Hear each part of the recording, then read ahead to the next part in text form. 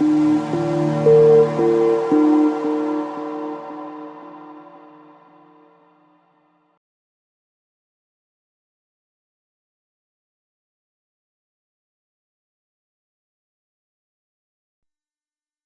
we're going to talk about a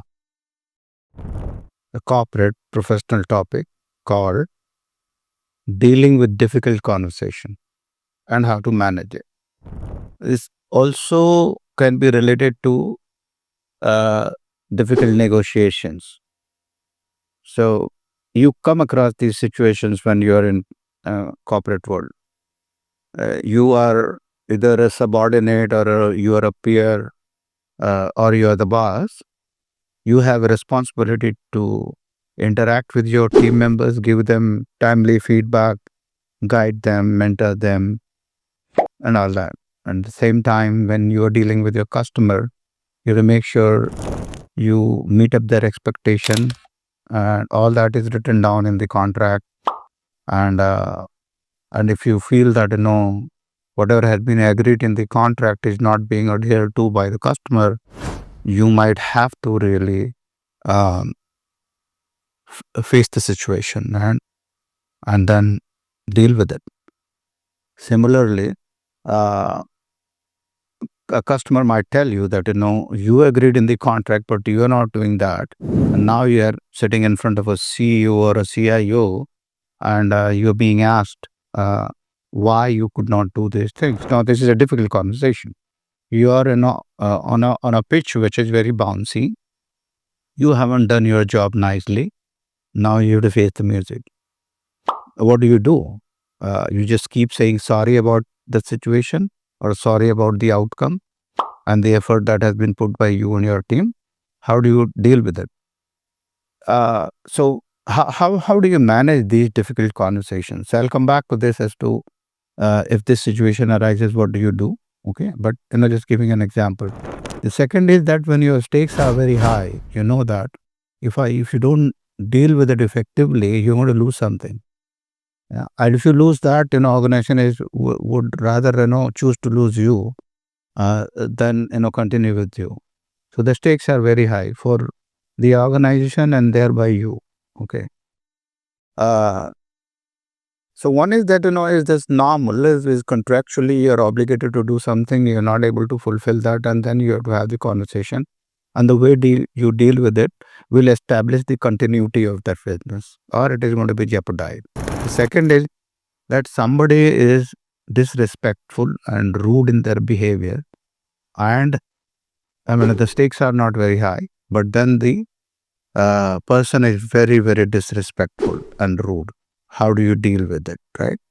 So that is another type of uh, disrespectful, the difficult conversation, um, where the stakes are really not high.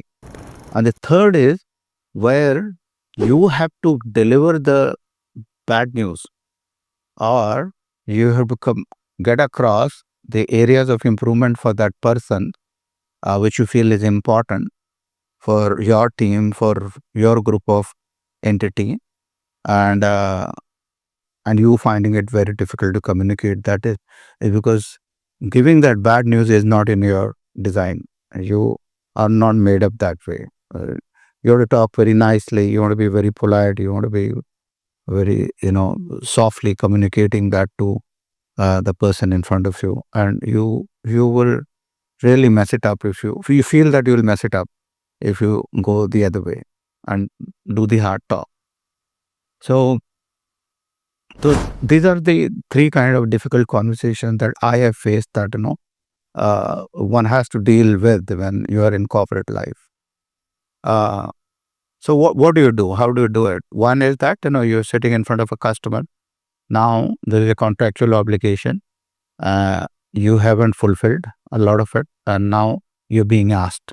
You're being asked questions of why, how, and why should I continue to work with you again, henceforth. So one is you can't correct the past, and there is someone responsible. So take the full accountability and show full responsibility and say that yes, yes, yes, these are the uh, fallbacks. These are the areas of inefficiency, and I have a plan to improve that. You can't talk about the plan to improve unless you are prepared for that conversation. So you need to anticipate that I'm going to sit in front of that customer, and these are the things that will come. So you need to read your contract before you go and meet a CXO level person.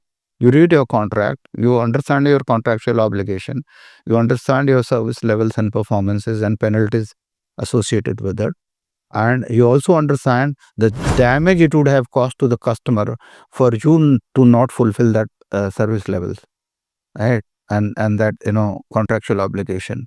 If you don't understand, you can't have that conversation. It's because those questions are going to come, and if you are going to respond from that your ignorant state, it is going to ruin the whole conversation, and it's like it will kill everything. So, preparing for the difficult conversation is very, very important. Open up your contract, read through everything, understand from the market dynamics perspective what in the market is being lost by the customer. If they are losing money because of your engagement with them, they are not going to spare you, and then you're going to have very, very tough time. It will be really a nightmare for you to sit in that boardroom or the meeting room, and then when you walk out of there, you will be with your drooping shoulders and you will be finished. So, preparation, very important. Understanding the impact on the customer from the market perspective, which is beyond the contract. That's not written in the, may not be written in the contract, but the impact is very high. On that market impact, market dynamic, the complexities in the market keep on changing. The market is a very, very complex environment. There is the impact of many things in the supply chain, which actually determine the market impact. So get that knowledge before you get into the conversation. The other thing is that when you have, for example, supposing you known everything, you've done your research, and now you have something to run across, right? And you want to make your point, and you start with that. This is again going to ruin it. So have patience. Uh, Listen to first. Okay, listen to the perspective of the customer first, and give that space. Let them come out with whatever is in their heart, whatever damage it would have done, and let them bring it out. Let them cool off first, uh, and then you put across your point. Now you should not put across your point based on your preparation. Now, in that conversation, when the customer has started first, you should make those notes, and from your preparation, respond to those points that the customer has raised first, then bringing your chronology. If you bring in with your chronology, probably it is going to take the discussion to a different direction. So, first thing first. What is important to the customer has been noted down by you, and out of all your preparations, you need to be capable of articulating all of that in the context of those points raised by the customer. And along with that, if you want to cover up more things that you actually gathered as a data and information, get it across. That's no problem. So, uh, so, so this is how you deal with the your customer. Okay. At the same time, you have done your job. Now, this the other side of it, right? The other side of it is your customer has not been caring. They have not been giving enough support. Their side of team members are not available for you to really run across few things. They have not paid you on time, um, and you are finding it difficult to manage the risk and issues, etc. Because they don't look at the risk log. They don't really look at the issues, etc. So you have a point to run across town, but they are your customers, they pay you. So you don't want to be so bluntly telling, but you want to run across your point. You want to make those statements. It's a difficult conversation again.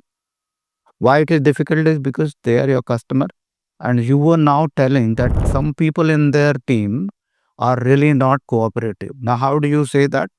They are not collaborative. How do you say that? You have to be really very diplomatic, or you find out a way that, we could have accomplished this better if this team, we were working nicely together, gelling well together, and the collaboration was very effective. And for lack of time from such and such department or group, we could not accomplish this, rather than blaming an individual. So blaming in this kind of conversation is a big no. Do not ever blame anyone. It is a group that fails. It is a team that fails. It is an organization that fails. Do not blame it on an individual, right? So in the difficult conversation, this is really very, very, very important. So you understood this, the customer side of it and the supplier side of it. If you are a supplier, and the customer has been talking, so two situations where you have defaulted, customer will take a toll on you and how to deal with it, and you have done your job well and the customer has actually defaulted on few things. So how to deal with it, right? um, if there is a third side of it, that you are the customer and there is someone as a supplier, then the same thing will apply. What you should do as a customer is slightly will be different, that you need to show some empathy, I would rather say that while you have made your point, you also listen to the supplier, and it's because that supplier is important for you. Now the stakes are high here, right? That's why it is a difficult conversation.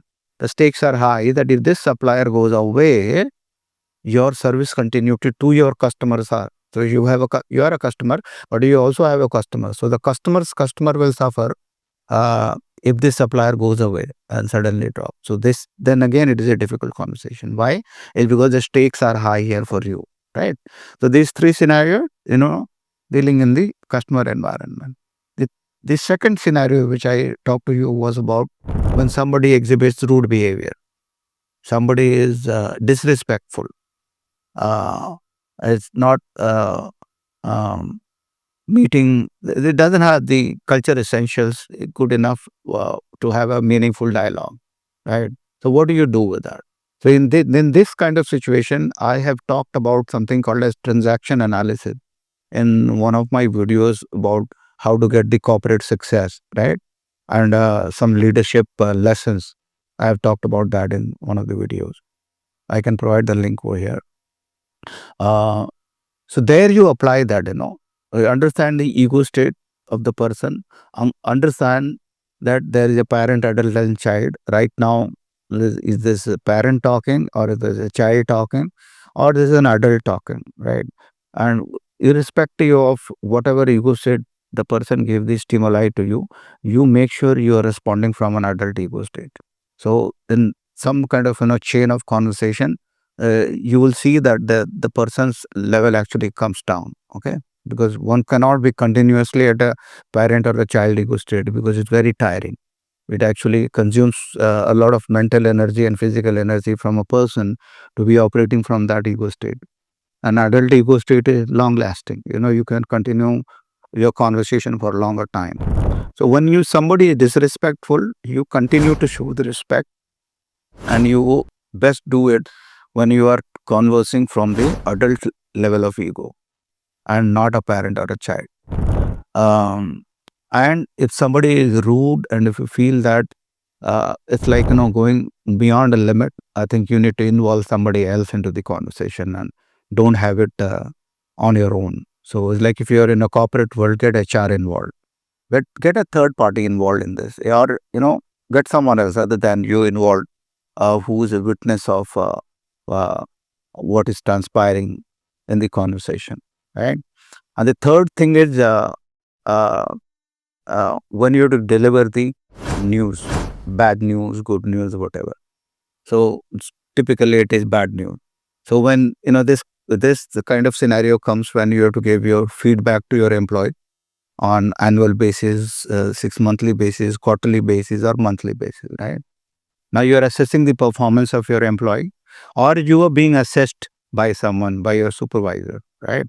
Or you are taking a feedback from the peer groups, like, and there is a survey happening, and you have to take feedback from your peer groups, and they have given feedback that you don't like, and you feel that that's not correct, right?